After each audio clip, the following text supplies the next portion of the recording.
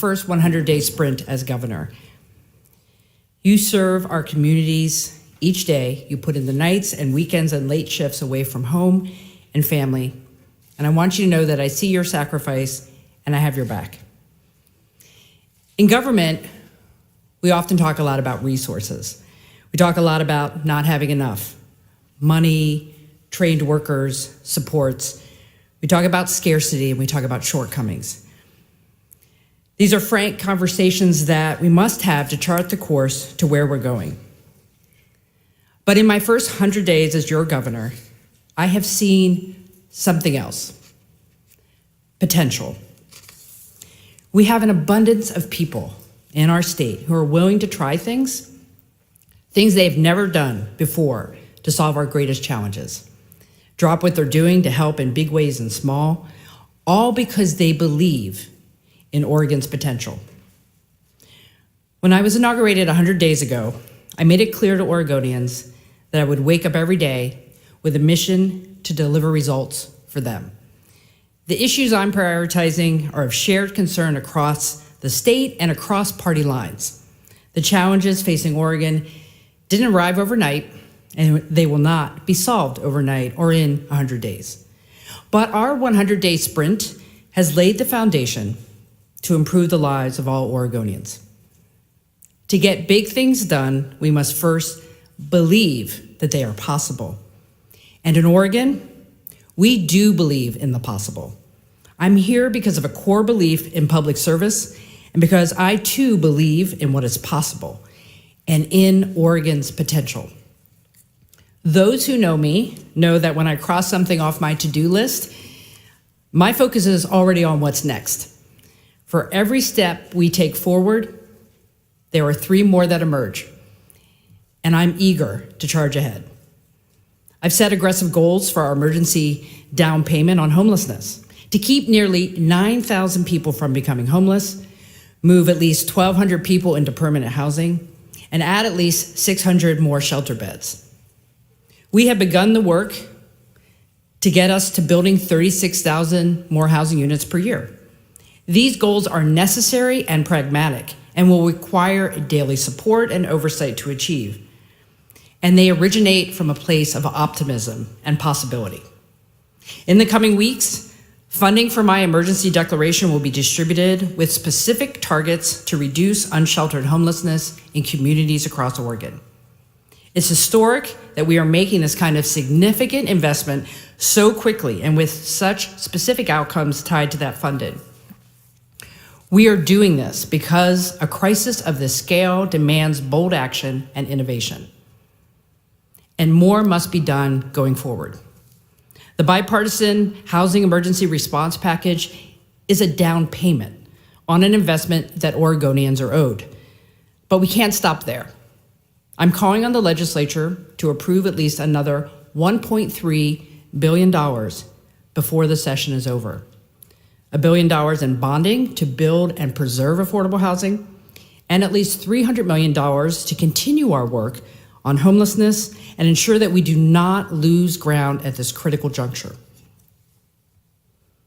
Likewise, the overlay between behavioral health and housing stability is as clear as day.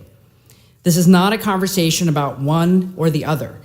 It's a conversation about yes, and. We must do both. Oregonians need a stronger, more accessible behavioral health system that meets them where they are and matches them with the appropriate level of care that they need. For those who are already experiencing homelessness, addressing our behavioral health system is complementary to helping them ensure our housing investments go further. To achieve this, we must disrupt the harmful and expensive homelessness to jail to hospital pipeline. We must decrease preventable deaths related to a person's substance abuse or mental health issue, and we have to stabilize and support the behavioral health workforce. On the issue of education, I've been thrilled to see the progress on the Early Literacy Success Initiative that my office has worked on with Representative Jason Krupp from Bend to support every child's ability to read and write. The renewed focus on early literacy development outlined in House Bill 3198 will put our students on the right path To date, the bill has bipartisan support to fund this work for our schools, community-based organizations, and tribes. The $120 million I targeted for early literacy should be the minimum the state invests this session. Our early literacy rates in Oregon are intolerable. Change is coming. If passed and adequately funded, the bill will be a first step toward a long-term approach to improve how we support our students' development inside and outside the classroom. We must set the course for Oregon's future by making meaningful investments in each of these priority areas. A status quo budget, or worse, a cut budget, is completely unacceptable for the next 2 years ahead of us. Oregon's reserve funds stand strong at $2 billion, thanks to over a decade of prudent leadership. One thing is certain, investing in solutions now will yield far better results in the long term than padding our savings accounts while Oregonians and Oregon communities are struggling. Our problems will only become more expensive to address if they're neglected. As I've said often, my job is to make sure government is working. Any money must deliver real results. We must make sure that every level of government is providing the best possible customer service to Oregonians and operating with accountability and transparency. Since my first week in office, I've set expectations for agency leaders to achieve, and I've convened cabinet meetings to ensure that my team is offering the support and leadership needed to fulfill these shared goals. Our potential as a state not only relies on the right policies, processes, and values, but it also relies on people. Government must be responsive to the needs of the public, and that requires also listening to the needs of our own workforce. If you work in state government or are considering a career with the state, hear me loud and clear. We are committed to your success and grateful for your willingness to serve your state. At 100 days, I'm reaffirming the commitments I made on day one: to listen, to dig into the details, to develop solutions together, and to advocate for better results at every level of government. Although I'm only at the beginning of my One Oregon listening tour, the direct conversations I've had with Oregonians across the state have inspired me to deliver on these promises. My team and I have visited 6 counties thus far. I've met with families in Yoncalla, educators in Vernonia, students in Philomath, who wake up with the same goal to make things better in their communities. I've heard from behavioral health providers in places like Newport and housing providers in Dallas who have dedicated their lives to helping their most vulnerable neighbors in their time of greatest need. And I've heard from them about how state government can be genuine and can be an effective partner. People are sharing what works and what doesn't, and Oregonians have surprised me with their openness and commitment to look forward and not backward. And the conversations I've had with Oregonians I met in my first 100 days have been by far the best part of the job. I take these stories home with me to enrich and refine our shared vision for the Oregon that we know is possible. So we're just getting started. Thank you for being here today, and I'm happy to take your questions. Governor, just to make it clear, you still want the legislature to find resources. Oh, sorry.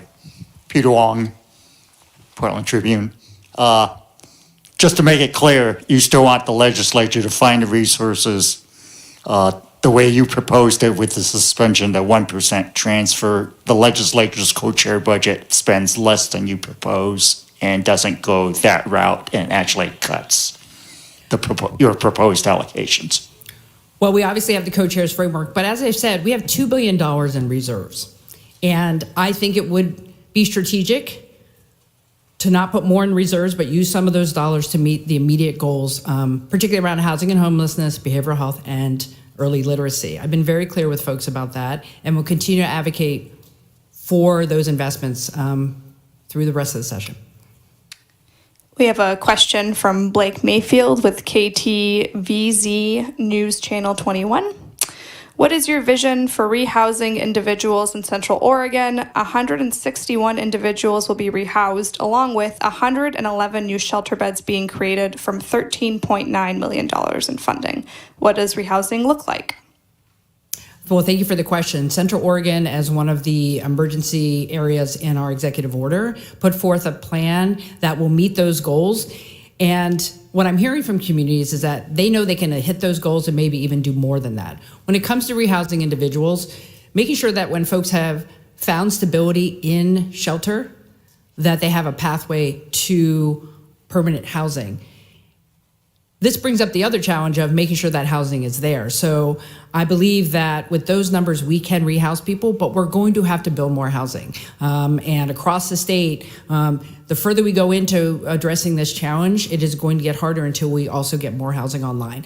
That is why the $1 billion that I'm asking for in bonding, not only for increased affordable housing development around the state, but also preserving existing affordable housing, is very important to meet the goals of rehousing individuals under the emergency order. Hi, Diane with the Statesman Journal.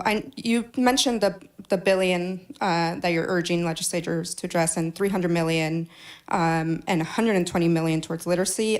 You also mentioned your next goal for additional goal for behavioral health. I was just curious if there's specific bills or a number that you were wanting legislators to maybe target or support towards behavioral health specifically. Thank you for the question. We have a couple goals around behavioral health. In my budget, we made sure we maintained the significant level of new investment that was in the current biennium into the next biennium. So that's important to maintain the momentum, to expand capacity and support the workforce. But we also have a targeted package of about $80 to $90 million. I'll get you the bill number that goes into filling in some of the gaps around overdose protection, helping folks who are coming out of the state hospital, some very specific things to augment what the system is currently funded to do. But it's not just about the resources. It's about making sure we have the coordination, that no one is falling through the cracks. You know, what I hear from individuals is that who understand our system, we have a lot of good component parts in our behavioral health system for mental health and addiction, but they don't talk to each other really well. So we're trying to fill in the gaps, making sure the system is working better. That also includes having new leadership at the Oregon Health Authority in behavioral health to help drive that system cohesion that we're not currently seeing. So it's both resources and making sure the dollars we do have are working much better for people. I have a question from Gary Werner with EO Media Group. Have you had any advanced discussions with Democratic leaders about appropriations that you would line item veto if they appeared in the final budget? In other words, are you giving them a heads up of spending that you would remove if it gets to your desk? Thank you for the question, Gary. No, we're not. I mean, I'm in a yes stage, right? This is what we need, painting the picture of how these resources could be used to solve problems. We're not in any point where I don't suspect I'll get to that point until after a bunch of bills are on my desk at the end of session. So. Hey, Governor Dirk Vanderhart, OPB. I just want to be clear. You've talked about foregoing a payment to the rainy day fund. What other things are on the table? Are you talking about pulling from the rainy day fund? Are you talking about snatching back money from the kicker? There's a lot of different things you all could do depending on what happens May 17th to try to get the money you're talking about. So help me understand the full suite of options there. And two, Colt Gill's telling school districts not to plan for state money for summer school because the legislature has punted on that issue. So what is your response to that? Is there any way to sort of hurry up the money, or is that just a done deal at this point? Well, let's talk about how to get a balanced budget by the end of session for the next biennium. I've been very clear. I think not putting more money into the reserves, particularly the rainy day fund, is the way to find the additional resources, upwards of $600 million, not only from the diversion that would happen this biennium, but next biennium that would not go into the rainy day fund. Again, we have $2 billion in reserves. I feel confident that's a good number. And so why put more money there when we have immediate needs now? So I'm shooting for hopefully $600 million that can be reallocated on top of the co-chair's budget for the investments that are a priority. And we're not talking about the kicker. We're not talking about it. I'm only talking about not putting more money into reserves when we are already sitting on $2 billion. As it relates to summer, this coming summer and summer programming, we have not gotten a clear indication from the co-chairs and from legislative leadership that they will fund it for this summer. And honestly, we're just, I think, we've run out of time to make that decision. So I did instruct Director Gill to be clear with partners and say, look, here are your other options. You have some money here, you have some guidance and resources, but you need to plan accordingly because additional dollars from the legislature that were in my budget are not coming because legislative leaders have not made that commitment. I have a question here from Kevin McNamara with KTVL News 10. Here in Southern Oregon, fentanyl overdoses are skyrocketing. Particularly in the city of Medford, what is being done statewide to limit the flow of fentanyl and reduce those numbers? As we know, fentanyl is everywhere. And even when people are trying to be safe, it is getting into everything. And we have young people making choices that could be deadly on their first choice. So we need to do more on education, particularly for our younger folks. As it relates to fighting the amount of fentanyl that's on the street, making sure on my end that we have more police officers getting through the pipeline to be those first line of defense to go after folks who are selling on the streets and who are manufacturing, working with our federal partners to make sure we have enough resources to stop the flow. The reality is on the I-5 corridor, it's very difficult. That being said, we have to reduce the amount of fentanyl in communities, and that will take a local, state, and federal partnership to do, and I've started to have those conversations, but it's not going to be easy. So in the meantime, making sure that we prevent use that could kill people on the first try, plus making sure supporting some of the things that are in the legislature right now, like the fentanyl test strips, more access to Narcan. Those are the things that in the short term we have to do to keep people safe. Joe Ranieri with KPTV. Now, you asked the lawmakers earlier in the year for $7 million to clear up the backlog at the police academy. How much will that money help the academy going forward? Thank you for the question. So in the budget, we at the time put in the budget what we thought would get us to the maximum number of classes that we can have in the next biennium. We have a new director at the Department of Safety Standards and Training who has said we might be able to figure out a swing shift to add additional classes that could get us through the backlog. So that's why I'm asking for an additional set of dollars. It could be as much as $6 million. We're still working on the analysis. But my job is to help. If we have an agency director who's working with his team saying we could do something different to get a few more folks through, we're going to do that. And I need the support of the legislature to pay for it. Hi, Governor. Jake Thomas, Lund Report. I have a two-parter. You mentioned that $1.3 billion for homelessness.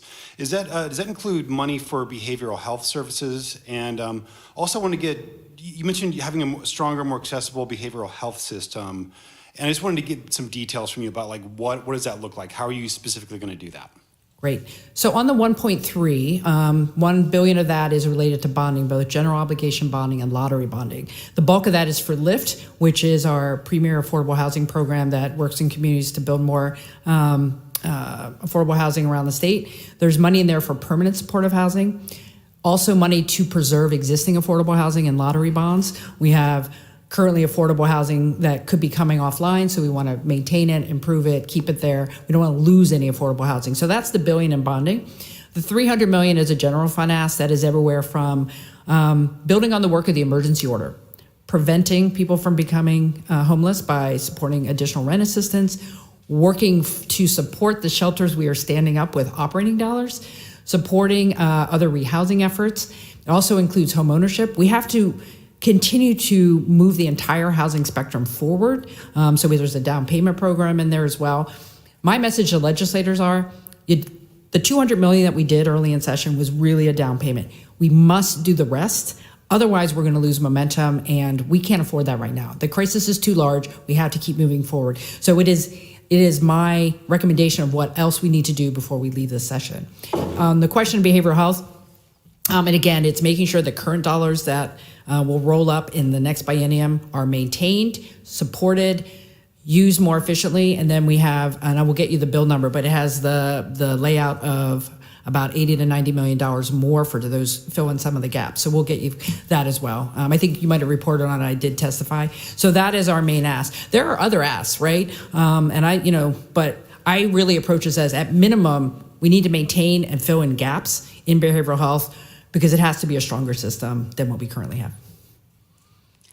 Julia Shumway with the Oregon Capital Chronicle. Could you address the morning consult poll results we got this morning showing that, like your predecessor, you're considered the least popular governor in America, recognizing that popularity is not the most important thing, but does matter when you or your legislative allies are running for re-election?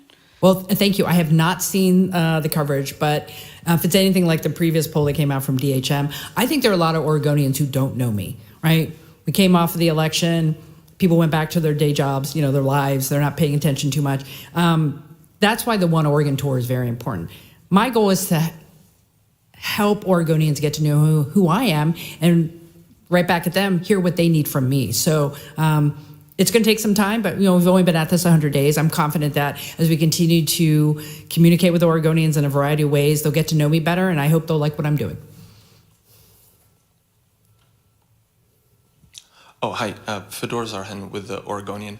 So a lot of money has flowed into the behavioral health system over the years. So what benchmarks and measurable impact on Oregonians will you be looking at a year or two from now to gauge whether this new money has been effective, or if there needs to be a change in course?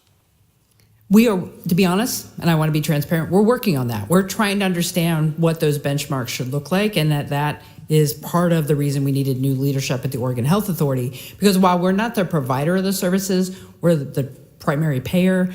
We're the ones who want to make sure standards and outcomes are being met. So we're working on that. I will say, though, that one of the things that we're going to be shifting to is making sure that individuals who are on the street today, who are living unsheltered, who are suffering from mental health illness, we see those individuals. We know they're out there. Let's focus there. Let's make sure those folks can get stable and shelter, get to their services. I think we have to start somewhere. And for me, it's those folks who are on the street right now who are clearly ill, who need help. We have an obligation to try to put the system stronger to help them to get what they need and to get to stability. Brandon with Coin 6 News over here. Oregon's shortage of detox beds and treatment beds for addiction are well documented. You've talked about the maintaining of funding. I think the bill that you're referring to dedicates only $15 million to treatment and detox beds. What makes you confident that's enough to dig Oregon out of this hole? Well, I think we have a lot of resources in the system right now. If you recall, this current biennium, significant new investments in the 21-23 biennium that we haven't fully realized their potential. So making sure that those dollars carry forward, particularly around capacity for residential beds, for people who need step-down services, subacute services, also crisis stabilization centers. When I was out in St. Helens, talking to providers there who are trying to stand up a stabilization center right there in St. Helens, we have a lot of work to do there. I want to make sure the resources that are rolling up are used better. They were set out there to increase capacity, and honestly, we're not where we need to be. That's why I'm focusing there. And the smaller package that we have fills in some of the gaps that we know didn't get covered, but all of it has to work together if we're really going to provide additional capacity, which is the end of the day what we want, right? When people need help, they have a place to go. And we don't have enough medical detox. We don't have enough crisis stabilization. We don't have step-down beds. We need everything, and I feel like with our package and the resources that are currently getting rolled up, we can get there, but it's going to take a lot of focus. Christina with K2, thanks for taking questions. Wondering what your stance is on involuntary commitment. I know that there's been talk about expanding the state hospital with needs for more beds for people who need to be involuntarily committed. Is that a stance that you approve of? So currently the state hospital is our therapeutic setting for people with acute needs who need treatment. Right now, as many of you know, almost all of the capacity there is being taken up by aid and assist. Folks who have committed crimes who are getting therapy so they can come and aid in their own defense. So if an individual who's not connected with the public safety system needs to be civilly committed because they are a danger to themselves or others, we honestly don't have that capacity in the state hospital right now. So part of the things that I want to work on is helping people who might be on the verge of civil commitment get more services so they don't need the high cost coverage in the state hospital. We can't expand beds at State Hospital Junction City. That's very cost prohibitive. So we have to make sure that people are getting helped on the front end. I do believe we have to have a conversation in the state about the standard of which civil commitment is activated. because we have a lot of individuals who are suffering, who aren't meeting that threshold. But that is a longer legal conversation. In the meantime, making sure that individuals who are on the verge of being civilly committed are getting services where they are on the streets or elsewhere, because the state hospital honestly is not taking new civil commit patients at the moment. Governor, there's a lot of urgency around semiconductors and rush. Let's get you the money. How much interest have you gotten? How many statements of interest has your office received? Do you know? And when should we expect decisions from you, both on funding specific projects and obviously the UGB discussion has been one that got a lot of interest. So curious when you're going to be making some calls. Well, we've had the first meeting of the advisory group that's called for in the bill to give us some guidance on how we should allocate the $190 million. We're certainly starting to get some interest. We've had a lot of interest. I think you recall we put out $1 million to help with technical assistance for other folks who might be interested in applying for the Federal CHIPS Act dollars. I think we're doing a webinar this week on that. So we're trying to make sure that across the ecosystem of semiconductor industry that people are going to have what they need to apply. But, you know, I don't have any names. I'm hoping we're going to start seeing movement here in May, because that's the first deadline. So we have to hear from folks soon so they can add those things into their May applications. And that's the major manufacturers, not the supply chain or R&D. So. Governor, you promised during your campaign to champion campaign finance reform this session. We've introduced a bill, but there hasn't been any movement since then. What are you still doing to champion this issue?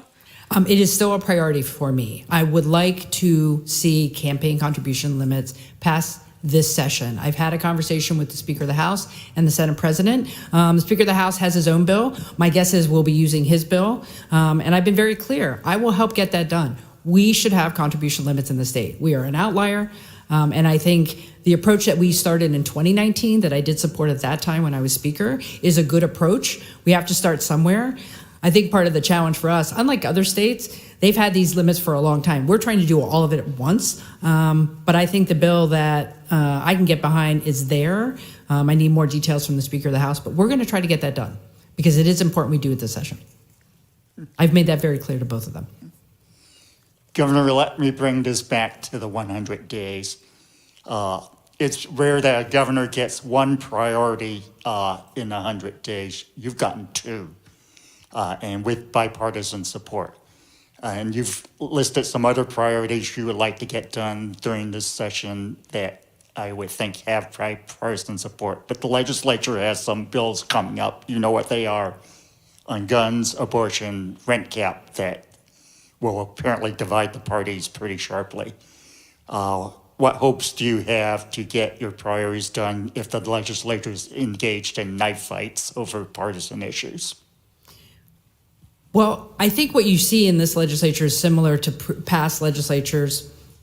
There's a lot of consensus on a lot of things, and then there will be that handful of bills where there's going to be significant disagreement. My expectation is that legislators figure out how to get their job done because Oregonians are counting on them to do that. Whether it's housing and homelessness, behavioral health, our schools, these issues that they're taking up are important, and they have to get all of their work done. And I think they can do that, and Oregonians are expecting them to do that. I have a question from Gary Warner with EO Media Group. Are you aware of and in communication with state and federal health officials about the ongoing shortage of the Adderall medication for ADHD? It's an area that has fueled overdoses as people who cannot get their legitimate prescriptions filled look for alternatives, and that includes fake pills that are sold on the street laced with fentanyl. What are officials telling you about getting this shortage fixed, which is approaching 10 months? I have not been briefed on that issue, and I would urge Oregonians not to take medication that they don't know the source of. The fentanyl presence in so many drugs right now is deadly. But we'll look into the question, Gary.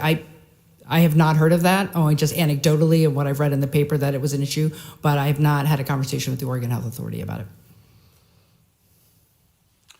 Governor, just to follow up on the expanding the state's behavioral health system or access to it. I'm wondering if you are concerned or have had conversations about like NIMBYism or people who just don't want, these facilities in their neighborhoods, if that's a concern at all, if that's going to like stymie access, expanding access to the behavioral health system. I hope not. I know in the past we've had issues of siting of residential facilities, but I was just in Dallas last week. I was visiting Polk County, and I did a little bit of touring with Polk Community Development Corporation. They showed me a new some veterans apartments that they're building, and literally right on the other side was a set of apartments for folks in recovery. And I said, well, there are any issues? Like, no, we didn't have any issues because we're trusted in the community. We're doing the work. People understand that people need other, various housing options. So I'm optimistic if we do the work right, that we can cite places that have, people need a place to go. And I think people have an understanding that people are hurting. And so hopefully we won't see a lot of that. But I know it's been an issue in the past, but Dallas was very inspiring. They're like, nope, we've built it. It's not an issue. People know we need these types of services. 2 more questions. Lawmakers are considering a couple fixes to Measure 110. One includes giving OHA more authority over the administrative process of that. Do you think that's a sufficient fix to making this process more efficient? I support that bill, and I appreciated Representative Nose's work. He brought a lot of stakeholders together. I do think we need those tools. And like any other ballot measure, there's always, it takes a couple sessions before some of the kinks get worked out. But I do think that administrative oversight from the agency is going to be important for achieving outcomes, for predictability. I think our biggest issue in 110 right now is the reduction in the marijuana revenue that is projected. That will have impact on the system, unfortunately. But I think the bill itself is good, and we should pass it. There are counties, Christina with K2, thank you. There are counties in the state that don't have any shelters. Most of those are not included in your emergency order, and they have told me that they would need help with surplus state lands, which is something that's a part of your emergency order. Do you intend to also help those counties with extra state lands that can be used for shelter? Well, we're definitely going to look at that.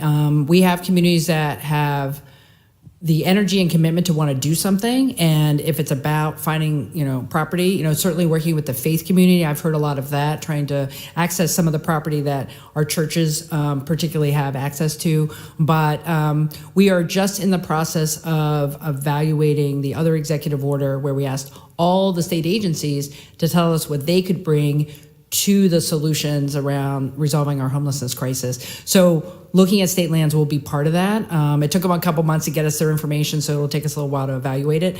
But that issue, I think, is something I'm happy to bring up with those communities who need help. Thank you, everyone. Have a great day. Appreciate you being here.